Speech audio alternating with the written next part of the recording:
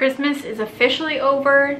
All the presents have been unwrapped, and maybe you're sitting here realizing that you have overspent on Christmas. But don't worry, there's still some things you can do once you realize you've overspent on Christmas. Hey guys, this is Marissa and welcome back to my channel, The Budgeting Wife, where we talk about budgeting tips that will help you win with money. If you're new to my channel, I would love to have you as part of my YouTube family, so don't forget to scroll down and hit that subscribe button. And with that, let's get talking about how you can recover after overspending on Christmas. So I can totally understand how you may feel if you have overspent on Christmas. If you open up all your gifts on Christmas and your kids open up their gifts and then you realize it hits you like a ton of bricks that you have spent too much money this holiday season. I think that all of us have been there at some point in our lives where we realize we've overspent on something, whether that's Christmas or a new shirt or a vacation. There are always times when we realize that we've overextended ourselves in our finances. So here are some ways that you can recover from this overspending Christmas season. The first way is to create a budget. If you're not already budgeting your money, I would suggest doing it as soon as possible. January is only a week away, and so there is time for you to sit down and create a budget for the month of January. I love a budget because it gives you permission to spend and it tells you where your money is supposed to go rather than you sitting around and wondering where it went. So take control of your money and make it your goal for 2019 to create a budget and manage your money well. If you're interested in creating a budget with Excel, I actually have an Excel budget template download on my Etsy shop. I will go ahead and leave a link to that in the description box below so that you can check that out. It's a $5 download if you are looking to get a budget template going. And also, if January doesn't turn out to be the best budget month for you, don't get discouraged. A budget takes about 3 months to really get the hang of. So don't be down on yourself if January doesn't turn out well. Keep doing it. Get in the habit of creating a budget every single month.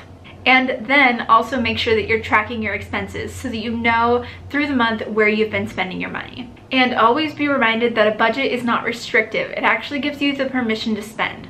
So just by including things in your budget, you will feel the freedom to be able to spend money on all different kinds of things. The second thing to do once you've overspent on Christmas is to start a Christmas sinking fund. So Jacob and I have a sinking fund for Christmas, and a sinking fund is basically setting aside money every single month to take care of a cost that you know is coming up later.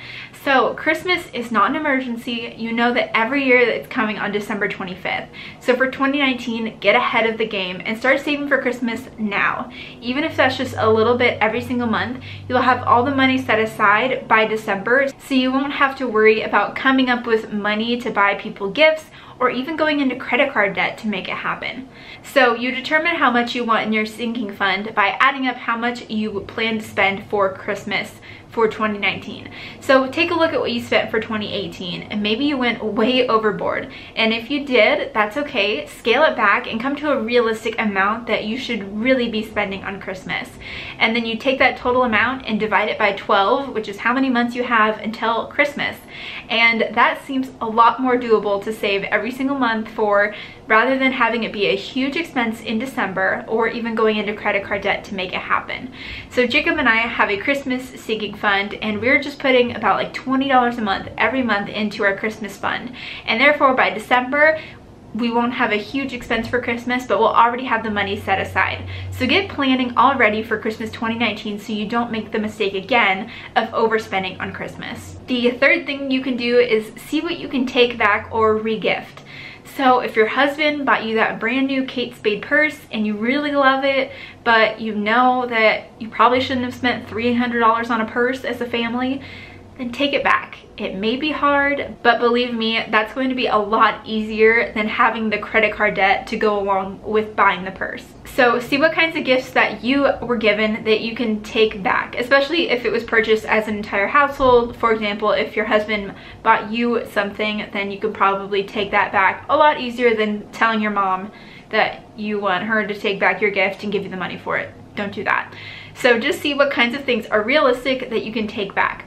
Also see what kinds of things you can re-gift. So if you got something for Christmas that you didn't really like love and you don't really need, but you have a friend who has a birthday in February and you know that she would really appreciate it, then just re-gift it. And that way you won't have to worry about buying someone else a gift in coming months.